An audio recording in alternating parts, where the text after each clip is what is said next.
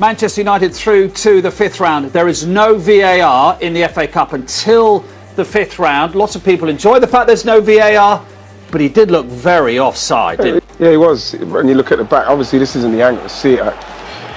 Right, you think the keeper could come there? Yeah, the keeper should definitely come. Yeah. Absolutely. Two things. Keepers should come and punch. I can't understand. Look what the linesman is, Roy. Look, he's bang in line with it. The linesman is bang in line with him. Yeah, and that's just a poor decision. We talk about VAR, if it was here and it should be here, whatever. But the linesman's got to see that. He has to see that. But obviously United took full advantage of it. But I think the keeper's got to come. The last few minutes, the team are under pressure. Yeah. Lovely finish. I think he thought about it for a second, didn't he, the keeper? You could just but I just think with the team are under pressure, I'd want your keeper to come. He ends up literally heads on the 6-yard, in the 6-yard box, literally on the 6-yard line. Yeah. I'd want my keeper to come there. Yeah. But United got out of jail tonight. Harry said they played really well. Garnacho and the subs obviously made a difference, and they played a lot more direct and a lot forward passes. What they should do more of, they're a much better team like that, but they rode their luck. Yep. Garnacho gave Manchester United that impetus and that energy that you were talking about at half-time that they didn't have in the first 45 minutes. But Gabriel's right to Harry Maguire. Why does it take them to go behind to sort of force them into doing that? I don't know, like he said, he can't put his finger on it. I can't put my finger on it, because when you look at the players that they've got and the quality they got, I'm very surprised that Garnacho doesn't start in that game. You know, I think he done the same against Liverpool. He comes on, he can't deal with him.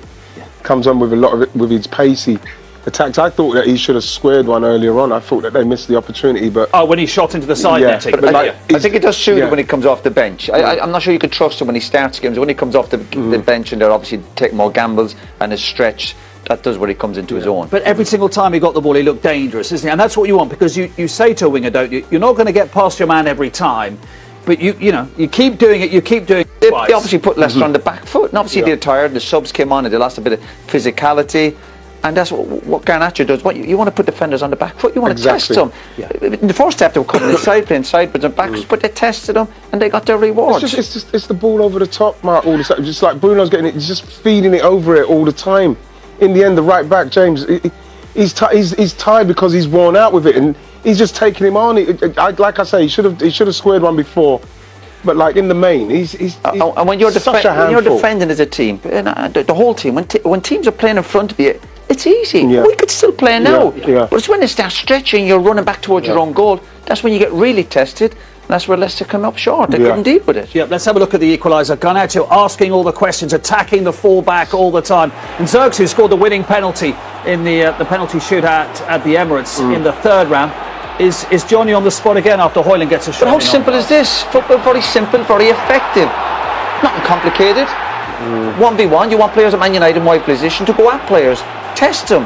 The ball doesn't always have to be good. Cross Højlund's a little bit unlucky. Zirkzee again, two players with a bit of physicality in the box, 2 strikers in there, and you know what? They got their just rewards. That's a little bit unlucky, but you need a bit of luck. Striker on the spot, one-touch finish, lovely. But you get that, Ian, playing as a centre forward, you get those sorts of chances, don't you, when you have wingers putting the ball into the box. You're going to get the game is played so quickly. You're going to get little ricochets. But then what happens? You're going to make your own luck. Yeah, but when you're playing with these inverted wingers they have to come back on their right foot. It takes a bit of your time away. The sooner you can get, like with that one, he got down the line, got it in the box. Sooner you can do that and get it in there, then you've got defenders on their back foot. But you have to get bodies in the box. We see Liverpool at the moment. Liverpool are getting 4, 5, 6 bodies in the box. We've seen United a couple of times, the balls going in. There's 1 or 2, the fans are frustrated. Whereas towards the end, when they're obviously losing the game and there's a bit of panic, and then they start getting bodies in there, taking gambles. To play at Man United, you've got to gamble. You've got to try and win football matches. Leicester, it was almost a bit too easy for them up to saying, okay, there's danger. You're only 1 goal up here.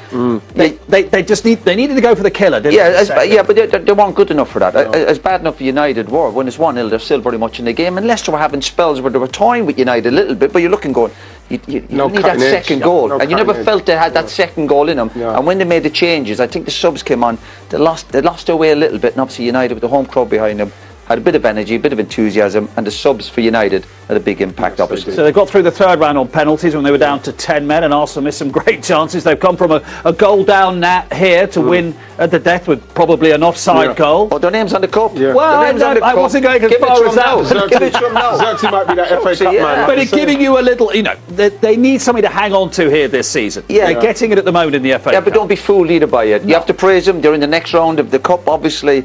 But if they keep performing like that, the performance itself was nowhere near good enough. Finish. Yeah, great finish to the game. The second half we played a lot better. The first half was nowhere near good enough. We played at a slow tempo and we didn't really get going, and we probably deserved to go in at half time losing. But I think the second half we come out a lot bigger tempo. We dominated the game, and it really felt like we were going to get that win. It wouldn't fall to us, and thankfully I put it in the back of the net. Would you agree Alejandro Garnacho changed the game? Yeah, of course. I think he made a big impact. He always does that when he comes off the bench. So credit to him. He's ready. He's focused. We knew at half time he'd bring probably a little bit more directness and pace into the team, and also Josh came on as well, and I thought he had a big impact in the game. What about this problem? No intensity, no desire, no commitment. Some were saying at half time. Why? Why does it take? I don't know. Why does it need that sort of swing near the end to get rid of that sort of start? Yeah, I don't know. We can't really put our finger on it, otherwise we would do. We know there's talent in the team, but at the moment we're not showing it to our best of our ability. There's no doubt about that, and obviously there's a bit of confidence as well. Our record at Old Trafford has been really poor, and I think I think we lose that little bit of belief and that little bit of confidence, and it shows. It comes across as that our body language is maybe a little bit down and lethargic, but we need to win games to bring that back, and we'll do that. What can tonight and the manner of the victory, the Fergie time victory, do then? And of course this competition's so important. It was last year, it must be this year. Yeah, of course it's huge for us. Where we are in the Premier League's nowhere near good enough, and we know that we're in the Europa League. We progressed in there, and we want to take this competition really serious, and we did last year. We obviously are the holders, so we have a big responsibility to perform in this competition, and we look forward to the next round now. Well done. Thank you very much. Thank you.